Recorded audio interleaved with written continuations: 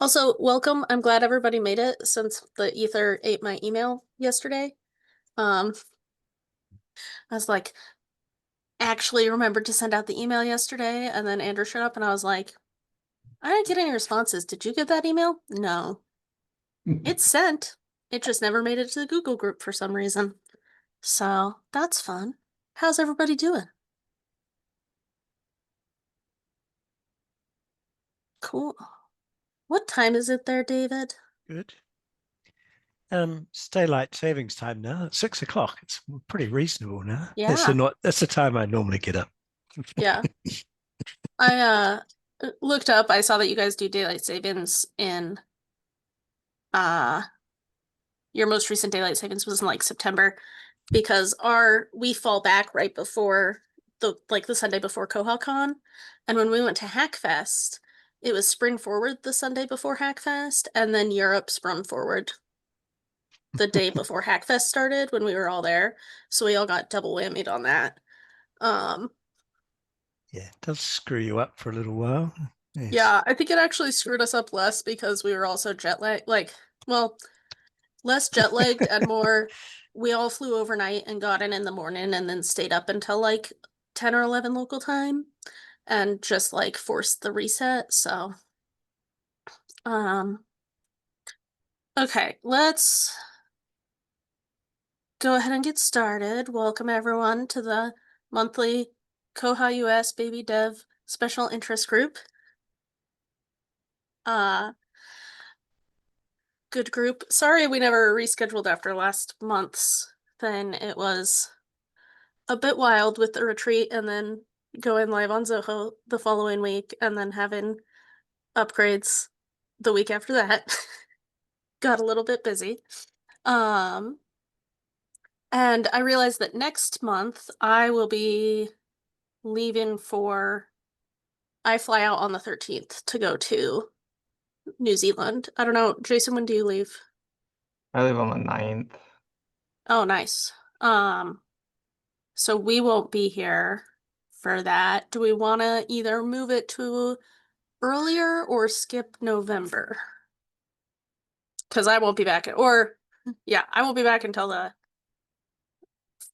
December 3rd or 4th is my first day back. Um, and even if you're back the week after KohaCon, that's Thanksgiving.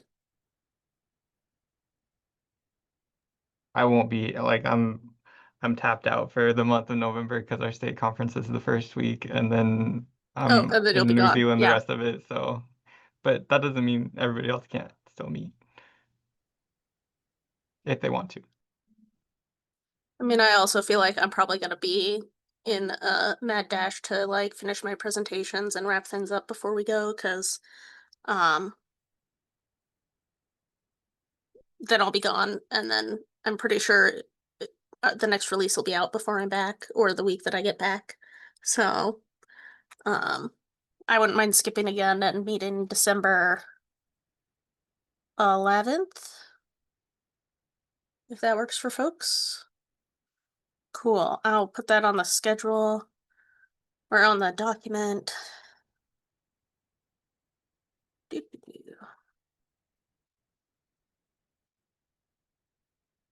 Um, hey, congratulations, Jason. I think your bug got pushed, right?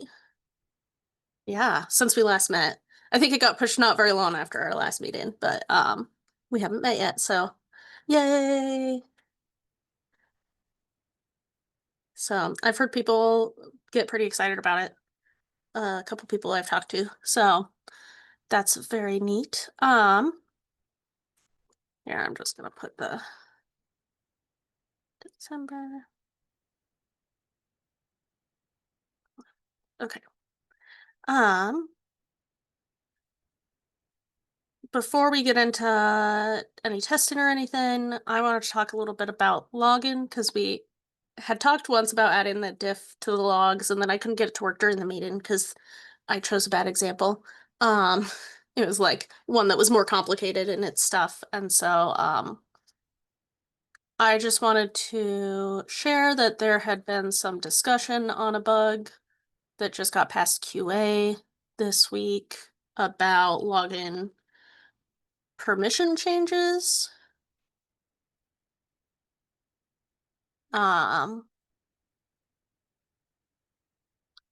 And there had been just some let's see, where's the bug? There we go. 20956. Just got past QA. There was just some back and forth in there about if basically if the action log coding guideline that we had talked about in the past was the right way to be doing it or not. But also there's more examples now of it working because Kyle rebased the patches to fix a couple things, and now it's got yet another thing that's logged in the diff. So if that's something we want to try again, there are more examples of it doing that.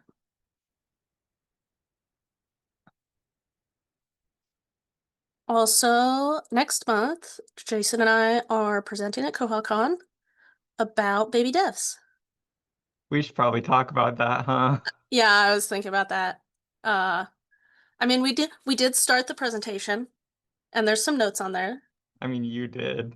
I did, and put some notes on there, and we talked about it a little bit in a Slack or something, and we were like, we'll do this when it's closer. It's closer, we should do it. But I wasn't sure if anyone had anything they'd like to share about baby devs that we like, something that you've learned that's been exciting or something. Andrew, you are very expressive in your faces. And I know that it's not you making those faces at what I'm saying, usually. I mean, It's it like was a weird bug stuff. It was a little bit what you were saying. Really, it's because I'm also doing something else, so I'm trying to make my face convey engagement. Yeah. Probably like trying not to get in trouble with the teacher for reading a book under my desk. Yep. But if there's like anything you've learned or been excited about, that you wouldn't mind us sharing, thank you, David, for sharing the link in the chat. I forgot to do that earlier. You're welcome to share. Brendan, I was wondering how you would feel about me sharing that Git that you shared with us like at the beginning last year that you had made notes for setting up testing. Sure. I was inspired to kind of do that from when I started using KTD. I was referring to David's thing that he wrote some notes on. And I kind of was like, I want to do like the similar thing for my own, like, and then I totally stopped maintaining it after pretty much immediately. But I want to, that's a good reminder that I want to add more content because there's other things. There's a couple of things that I want to ask this group maybe Yeah. about like different types of bugs, like that are different. What can think of as like different kinds of situations of bugs, like anything that has to update the database, and just go over like how to do a database update, or like maybe one topic could be like writing a test for something. Oh, Those yeah. kind of like different things are like really it's good to have like a group like this where you can kind of like learn it as a group in a Yeah. way.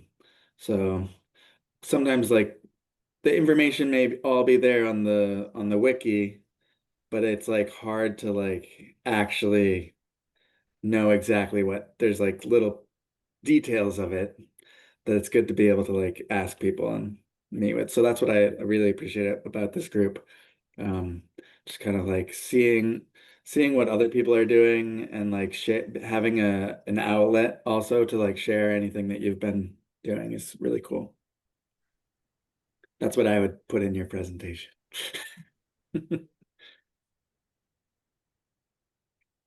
Is Thank you. your GitHub name Kohog or something? I might be saying it wrong. Oh, yeah, that's the little like repository where I put like a little blog kind of. I blogged about a couple of the patches that I did, and then I also have like a guide on on how to set up koha testing Docker. Yeah, I've found that to be immensely helpful. I don't think you were on the Zoom call when I did that, so that was really much appreciated by me at least, Oh, because I've cool. never done that before. And That's I know cool. that that's something that like I've shared, we have had summer interns and they often have Windows computers and like none of the devs here have Windows computers. So we're always like, how do we set that up again? And so like that's really helpful because it's like that's got all the Windows specific steps that we are less familiar with. So also I don't have any specific bugs, so maybe if you do have questions, we could talk about that today. Yeah, I have like three quite like bugs that are I think like different topics in them. But we could just go with one of them if you want to see the one of them Sure. to start. It's about creating. I shared this with you on the other webinar. The if you need to split a permission into two permissions, then oh no, that's not the bug. There it is.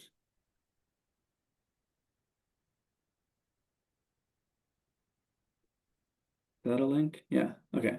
So this is like the ability to merge patrons right now is tied to your ability to edit borrower's permission. So this would be like creating a new sub permission for borrowers. Mm-hmm. And then I think I did the permission update part of it. So I added that after we kind of discussed it. Like if currently anybody that has edit permission can do a merge, then when you add the permission, you also have to add the line that says basically select all the users that currently have the edit permission, give them the merge permission, basically. Yeah. Um, Yeah. so I think I did that right, but I'm not 100% sure. Yeah. Just glancing at it, it looks correct. I can definitely test this later. But it does look like it should work. And yeah, so that's not everyone, that was at a different meeting. I don't remember what it was for. It was like the Ask a Dev meeting. Oh yeah, that was Ask a Dev was that yesterday's Ask a Dev or last month's? Maybe 2 weeks ago. a couple of weeks ago, yeah. Yeah. So basically we talked about the database update needs to do that. And oh, you shared the bug. Cool. I think the people of Koha would like it if you took your atomic update into its own commit, though. Yeah, that's the other thing. I think maybe I should do that before, before Yeah. testing. I don't remember if that's I've seen that. That's another thing I guess I've seen a couple different ways with Yeah. I sort of understand the atomic update means it should be totally separate, but then I see them sometimes they're on the same commit with the SQL file at least. Sometimes with other stuff too. But you should just do the atomic update totally separate and then the SQL separate and whatever else. That's my understanding. I think it's one of those like suggested guidelines that none of us are great at following, like as a whole community. And as I'm looking, it doesn't look like it's actually a coding guideline to do it as a separate thing. Yeah. And It so, should be maybe added to the coding guidelines to at yeah, least that might be. clarify. I'm just looking real quick to see if it's just in like the basics, but And no. I think on the wiki there is some documentation about it that says, but it's a little bit unclear to me, I guess, because it says it needs to be in its own file, which it is in its own file, but it doesn't specifically, I don't think, say that it needs to be its own commit, but maybe it should. Mhm. That's certainly something I have been told and heard said, that it should be its own commit. So it does sound like it should be in the coding guidelines, or maybe in a new coding suggestions page. Coding preferences. Um, Brendan, do you want to like walk through your patch and like the things it changes and what it's doing? Oh, Just sure. for general edification. I think I can share my screen maybe.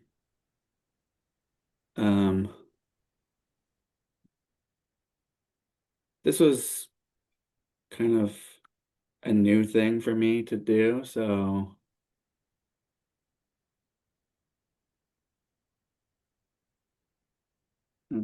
screen two, no, window. Okay, yeah.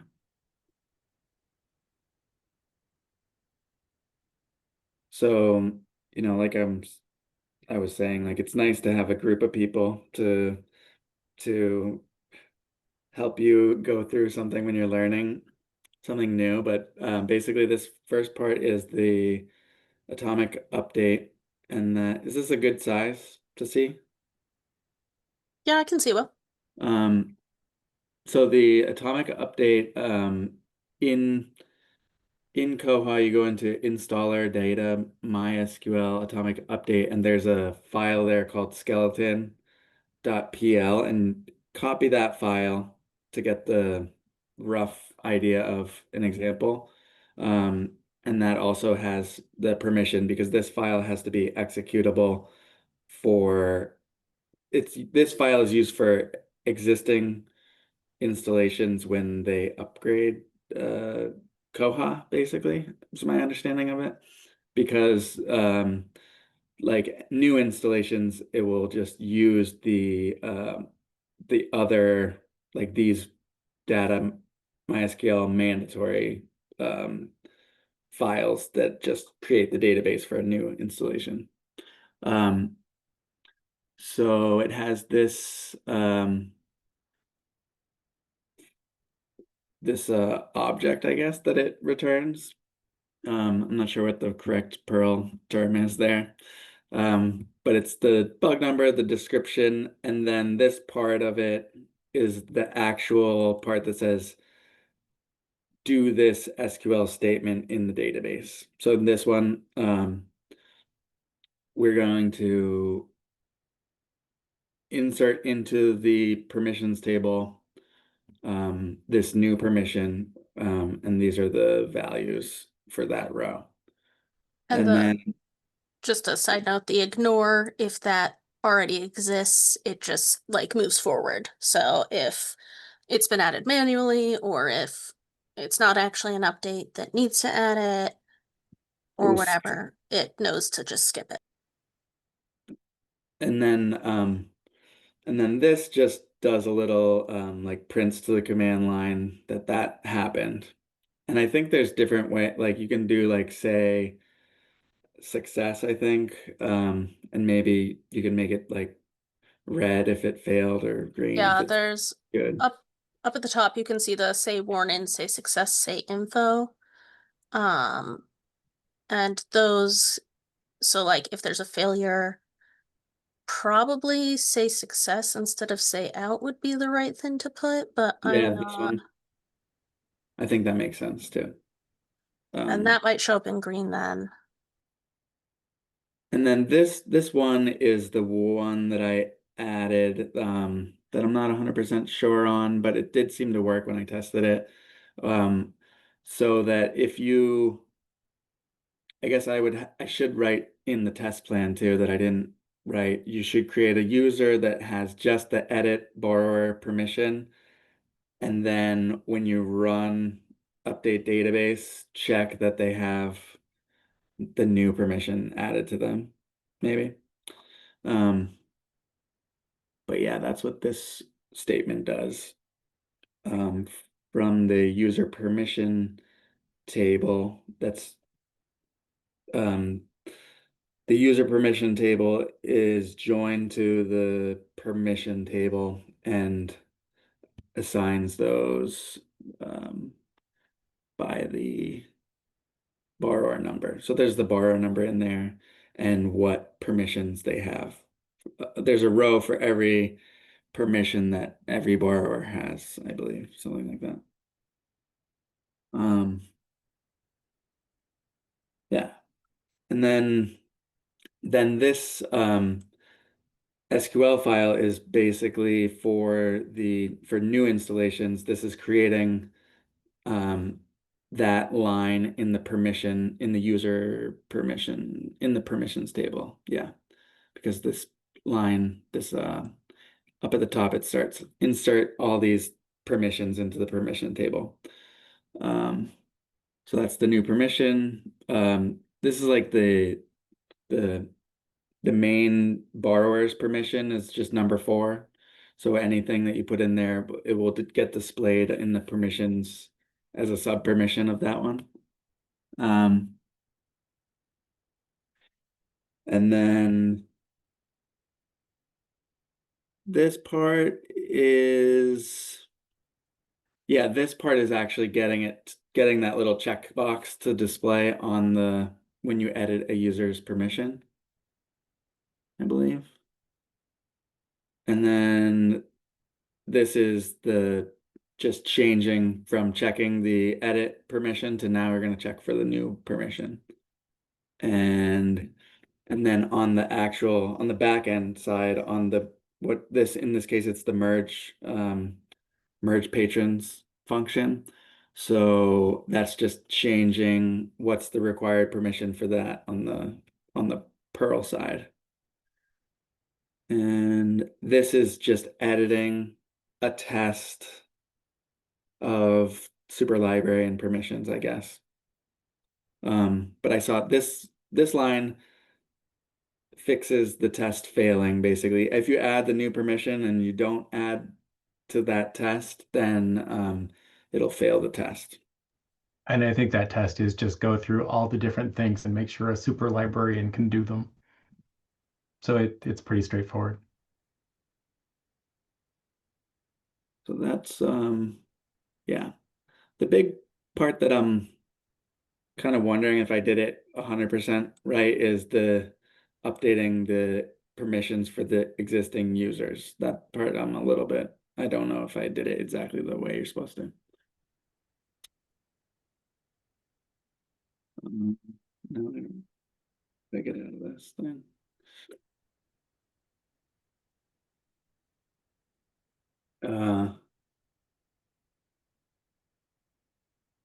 How do you stop sharing? I can't see any buttons. Oh, there it is.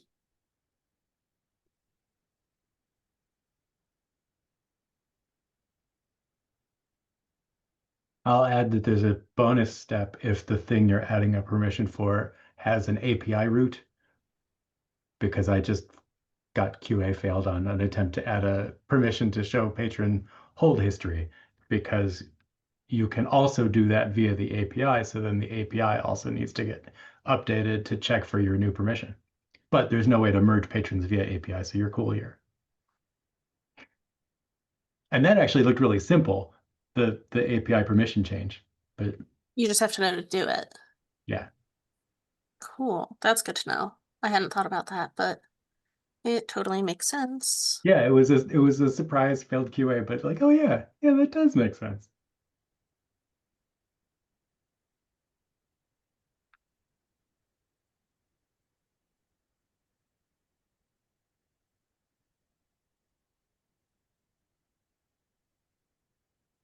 I'm just applying this to see.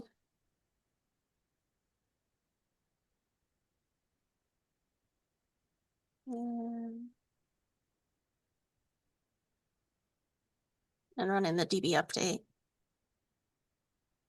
which will take a minute.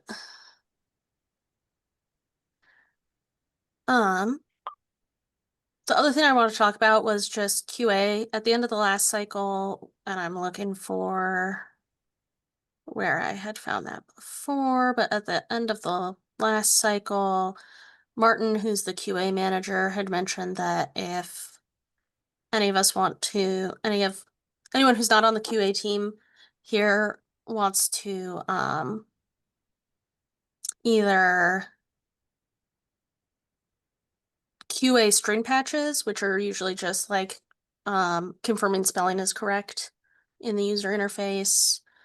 And that tests pass if there are tests. None of them should have tests because they're just string patches. Or additional sign-offs or failed QA on signed-off patches, especially if they've been sitting for a while, can be helpful. And as we're approaching the end of our next cycle, I just wanted to remind people that that is an option. I don't think we have well, no, there is a tag for string patches or like a something for string patches. So I bet we could do a search that we could put in there for signed off patches that are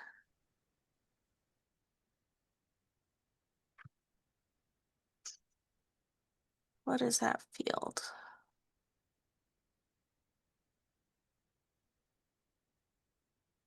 I think it's patch complexity. Yes, it is.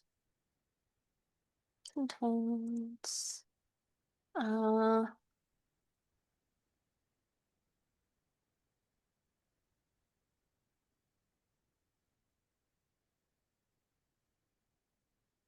yes, okay. And then I can save this search. And then I can put the link in the thing for later. There's one right now. So not a lot. But save searches. Boo, boo, boo.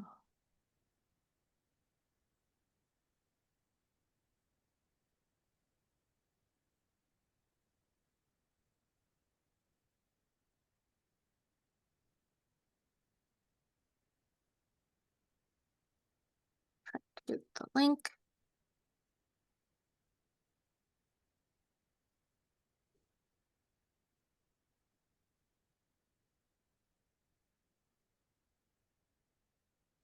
Pixel is being a little weird. There we go. Nope. Ah, it didn't actually save when I said share it. There we go.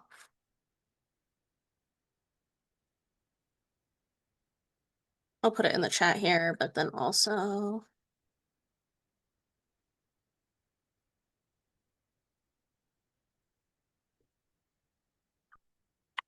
in our minutes.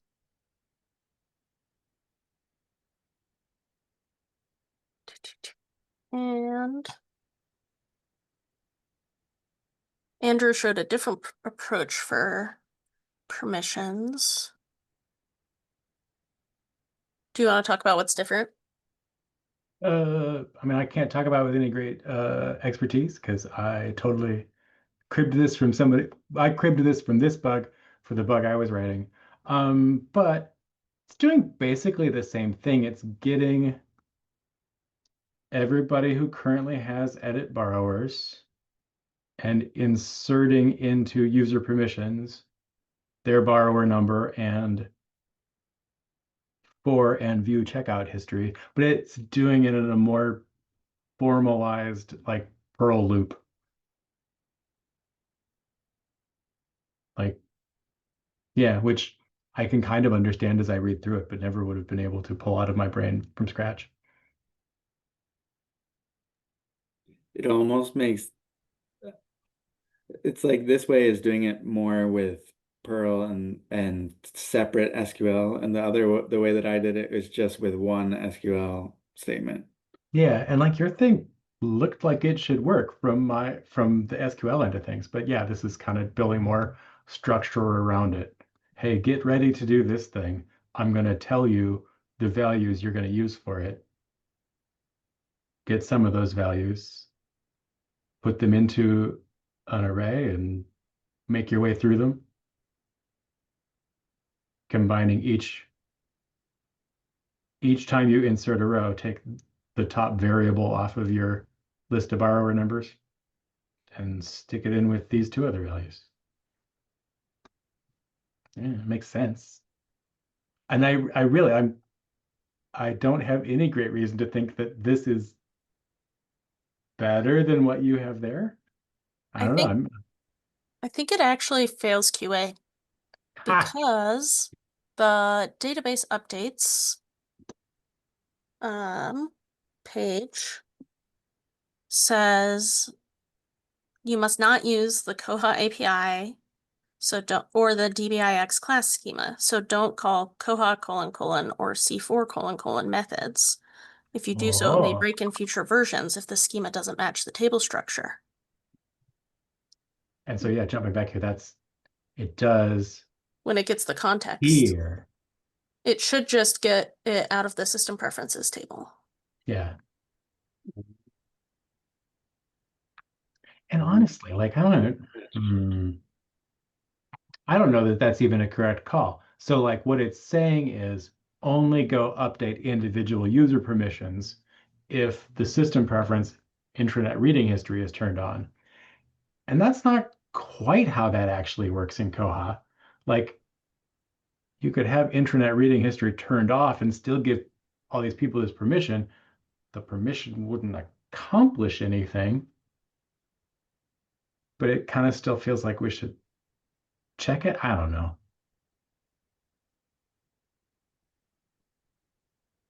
The good news is this is Lucas's bug. Yeah. That's a Lucas problem. And then I'll just copy what he did. Sounds And good. usually- I'm gonna fail QA and I'll link to It's that. already mired in needing an API update, and the APIs are weird. So we have conversations to have and plans to make here.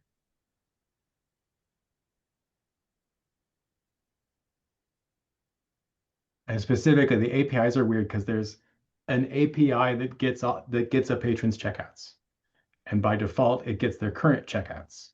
But if you send that API call with a flag of, I think it's checked in, it also gets their old checkouts. So the API kind of needs one permission to use it generally, but then a little like escalated permission requirement for that one flag, which is harder than if we just had an API route for current checkouts and a separate API route for old checkouts.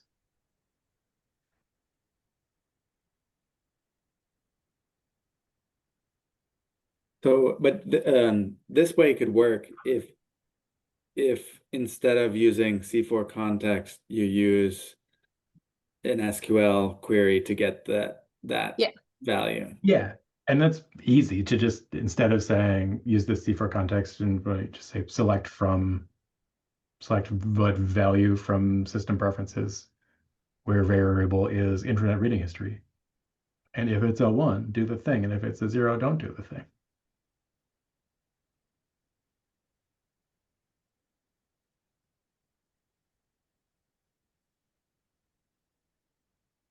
It's the table that you inserted the permissions into called again.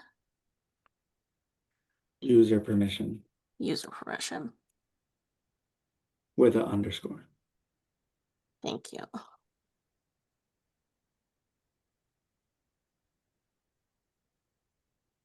Yeah, that did work. Your DB rev did work correctly. So, yay.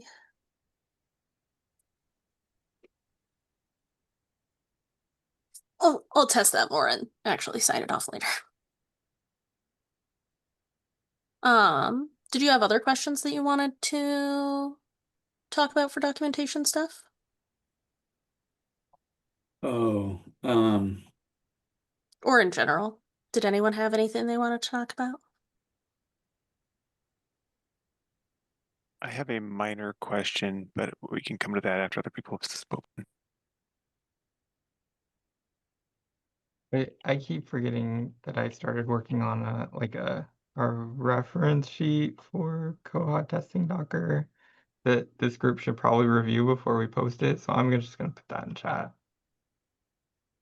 It sort of follows the same format as the other koha-US reference sheets. oh nice. Thank you. I like all the resources. All right, I like this a lot. Yeah, I didn't Yeah, ask your permission. I just put your guide on there because it was great.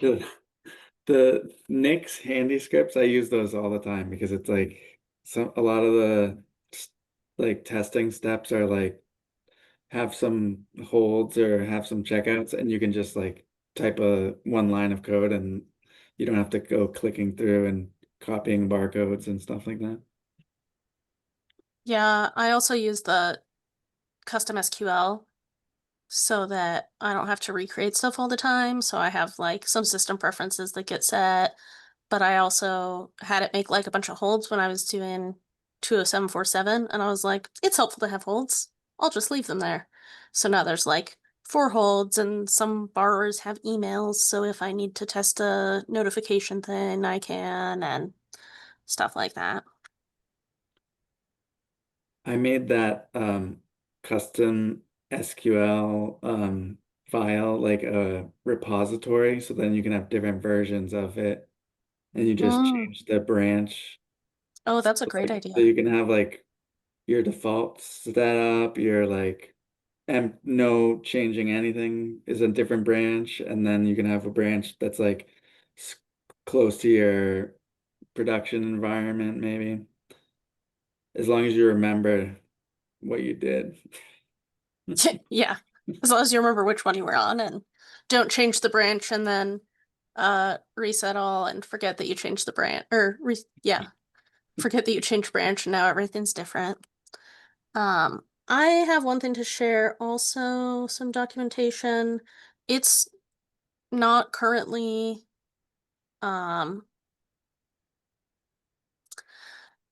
it's not currently public, but Tomas has been working on a repo that talks about, and I just messaged him and he's said it's ready to start sharing. But when he first shared it with me, it was like the README end one of these, and it wasn't quite ready. But basically, it talks about like setting up a little bit about KTD things, and like some common commands, but also just like, here's how DBXs work. Here's how template toolkit works.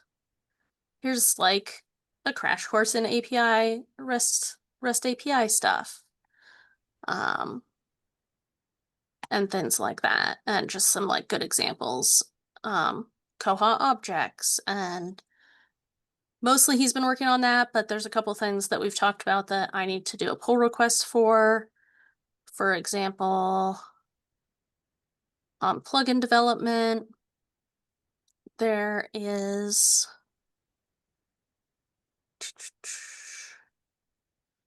okay. Yeah, okay, it's not in here. Cool. There's a like include for a plugin wrapper that does localhost.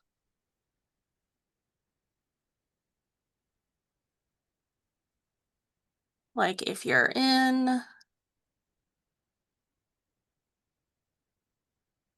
I don't.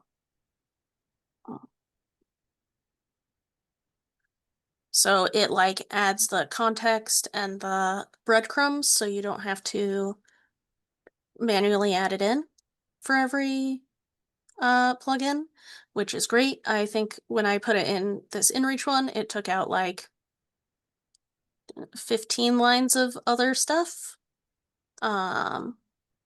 which like isn't huge necessarily, but especially if you have a plugin that has multiple pages, being able to just be like, copy paste, or if you're doing it from scratch. And so then it just looks like more like a regular built-in Koha page. There's currently 2 like versions, one for tool plugins and one for not tool plug, one for configuration plugins. There's a bug that I have a patch for to also use report use one for report ones, but I'm waiting for Tomas to merge my kitchen sink plugin update, so I can just tell people to use that for testing. So like I told him I'd write up a thing about that because he didn't know about it. So that's also something that he is off today, but hopefully like by next week we can make it public and I can add that to, we can even email it to the list. So if people want to look at it and see if they've got any notes, or anything that would be helpful, like even if it's just, hey, could we have a section about X thing as like an issue, so we know what to work on next, basically. That'd be cool.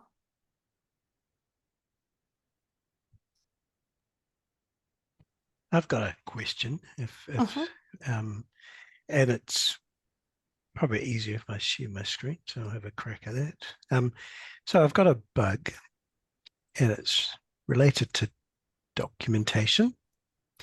So what the documentation team, would like to do is link, when you're in the system preference area, link that to the information in the manual, since we only have one manual now. And I thought it would be relatively straightforward within my limited capabilities. So I'll share my screen if I can find the right one. And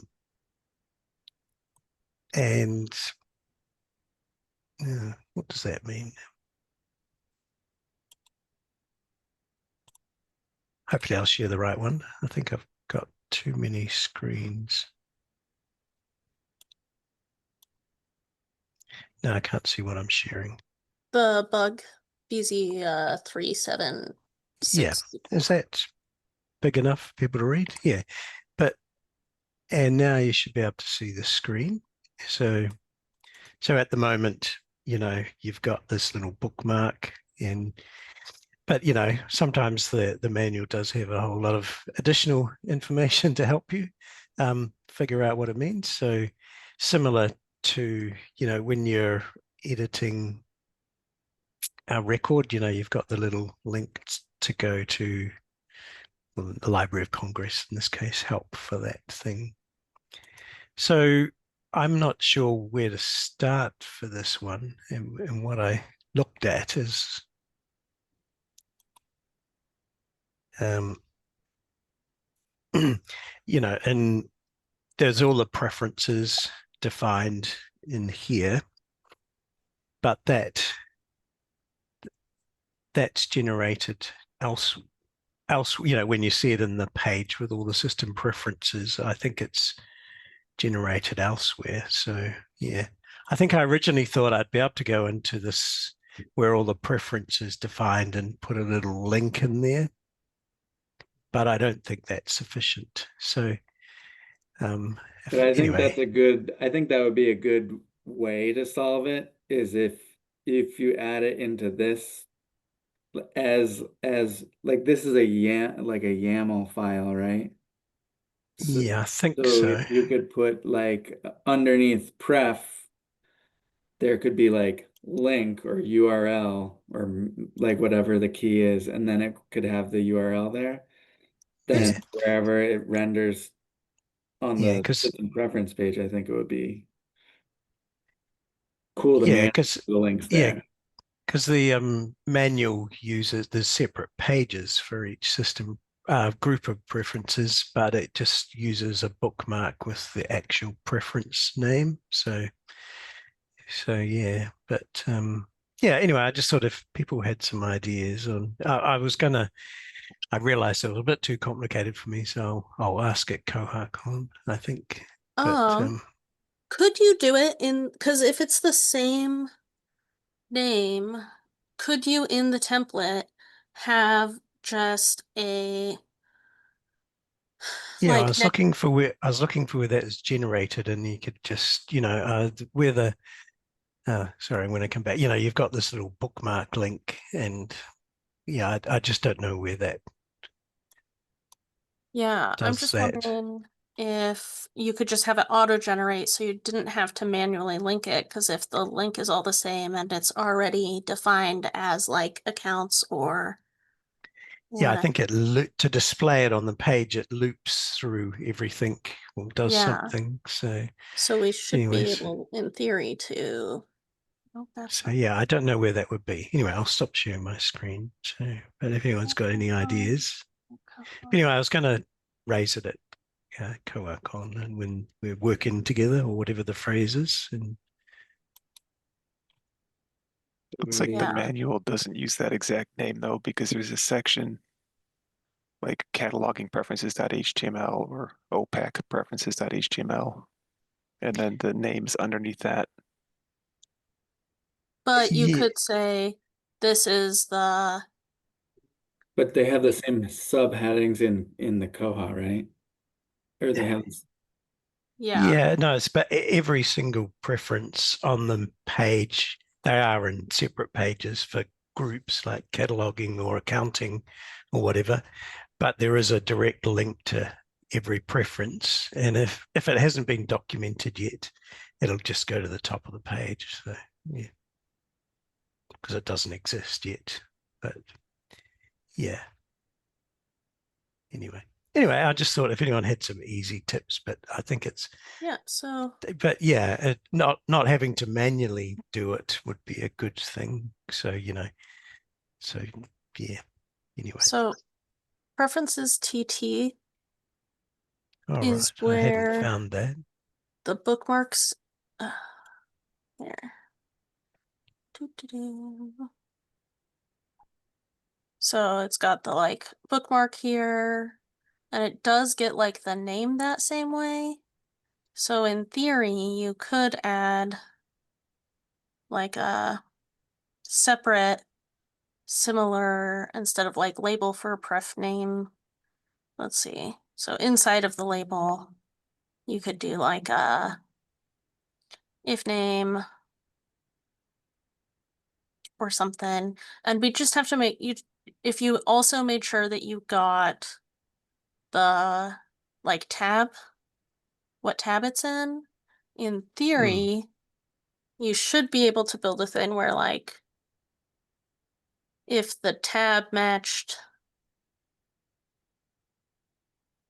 if the tab name matched the documentation page name, that would be ideal, because then you could just say like build the link like this with like tab name hashtag name URI, and that would work, I think. Cool. Oh, that's something more than what I had before. Thank you. Yeah, the added complication, which I've decided not to think about at the moment, is people can, there's a system preference to change where the manual is. So your help is. So anyway. Anyway, thanks for the pointers. Yeah. I'll have a crack at it before koha-con and then talk about it there. Well, yeah, discuss it with people who know way more than I do. Yeah. I have to book my flights yet, so I better do that soon. At first I was like, oh no, and then I realized you're much closer. Normally in New Zealand, if you're about a month before you want to fly, you can get reasonable price flights. So yeah, that makes it's more about sense. a month. It's about a month before. Yeah. Yeah. Jason leaves a month from today. Yes, it's well, yeah, it's 5 weeks, 6 weeks, 5 weeks away. Yeah. We're very lucky. Chris has got everything under control. And thanks to our sponsors and venues and things, it's all looking pretty good, as far as I know. The only thing you can't do anything about in Wellington is the weather. So we have this calendar which sort of goes around the months of the year for Wellington. And, October, November, December is normally called Shitsville. And it's supposed to be spring, but But sometimes we get a second spring, and sometimes it's windy, sometimes it's not, sometimes it's nice. So we're hoping for nice for all our visitors. But yeah, bring a coat is all I can say if you're coming. So Raincoat or sweatshirt? Or other? raincoat. Raincoat. Okay. I just took a sweatshirt to Hackfest, which worked fine, but I was thinking that raincoat might work better this time. Yes, no, I would recommend a raincoat. When I worked in Wellington, I always took a raincoat, even if it was in the middle of summer, because you never Cool. knew. Yep. Yeah, and we're staying a few blocks away from the Catalyst offices, so there'll be some walking. Good not to be Yeah, caught out.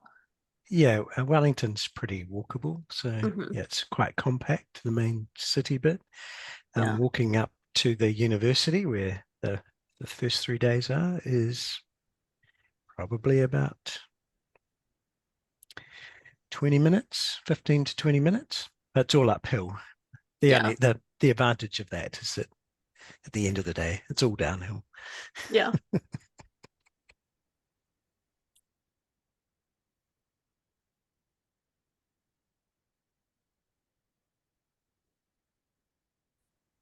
Okay, Lucas messaged me that apparently getting the value as C4 context is correct, and that's what all the DB revs have been doing. Like he did a git grep on recent stuff. So maybe the wiki page needs to be updated.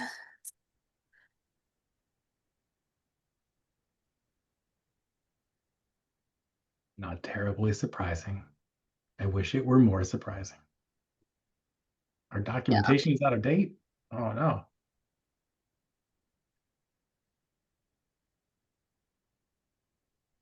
John, you had a question, right?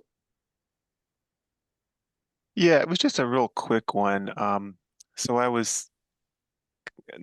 hadn't been doing anything for a while because I had other things coming up. So I was just testing out my koha testing Docker, and I'm going to try to share this screen and see if it works. Oh, Zoom must have covered up. I was just curious if you get into a situation like this, that you can see that, right? Mm-hmm. Okay. Take a second. Just gonna do this a second.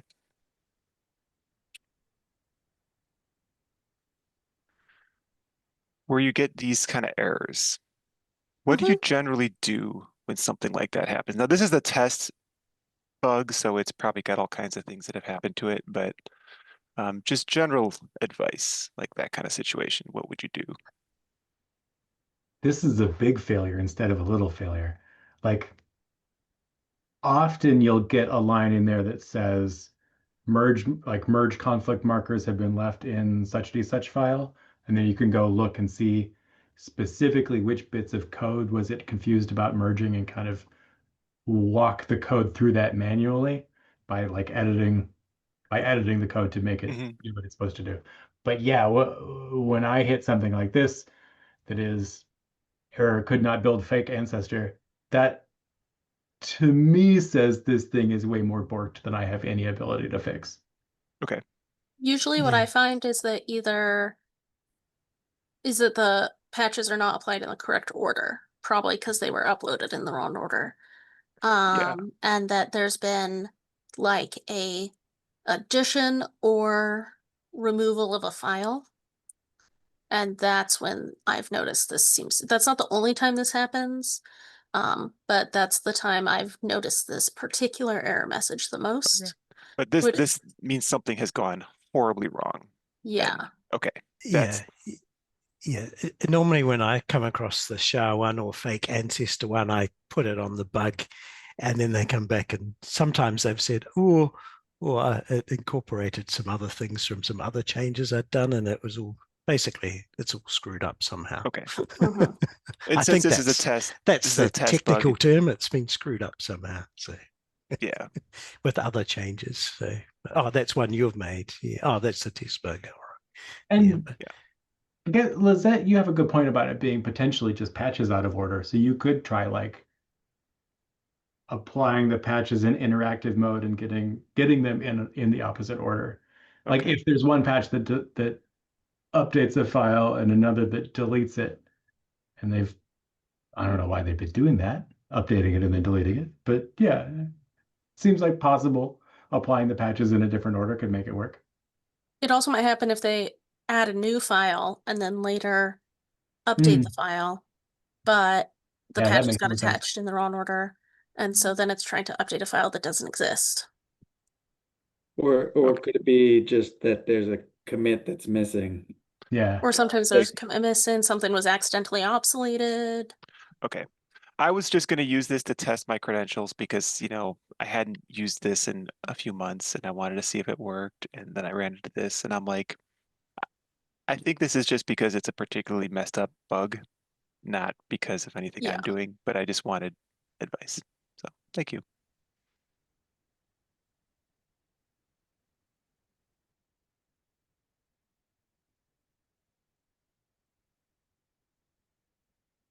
Cool. We got a couple minutes.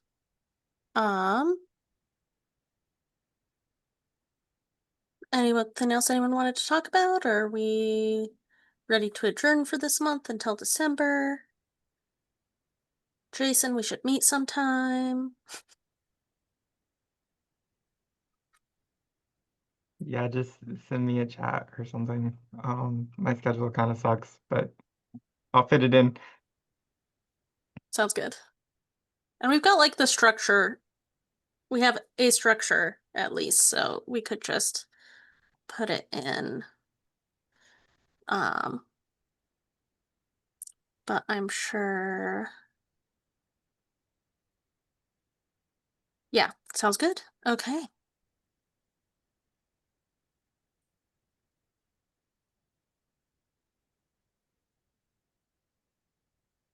Thanks, everybody. I think that's it for this month. Thank you.